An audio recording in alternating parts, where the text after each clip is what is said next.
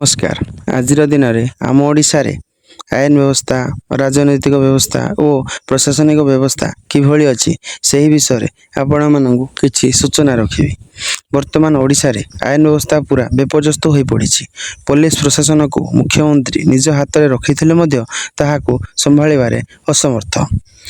ओडिशार अनेक स्थान रे पुलिस कौन घटना को रोकबारे असमर्थ एवं अनेक स्थान रे हाजत मृत्यु मामला पुलिस विभाग को निंदित करिछि। वर्तमान रायगड़ा रे घटी जाइथिबा भिड़ हिंसा ओडिशा को जातीय दरबार रे लज्जित करिछि। सेही भली अनेक स्थान रे पुलिस एफआईआर रखु नथबा लंबा अभियोग आसुछि।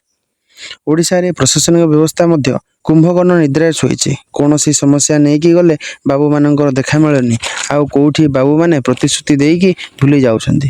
कौन स्थान रे अप्रीतिकर परिस्थिति सृष्टि न होवा पर्यंत सजग रहूना। कौन जगह अग्निकांड घटिले जाए यार निरापत्ता एवं परिस्थितिर मुकाबला सजग होउछंती।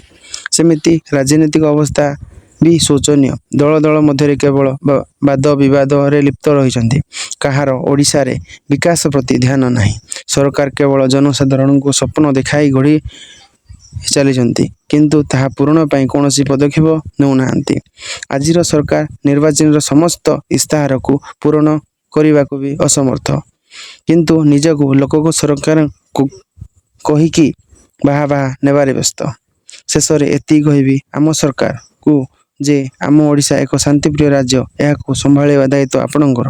तेणु राज्य को सठिक भाव परिचालना करंतु एवं शांतिपूर्ण एवं विकसित राज्य भाव परिगणित करंतु। जय हिंद।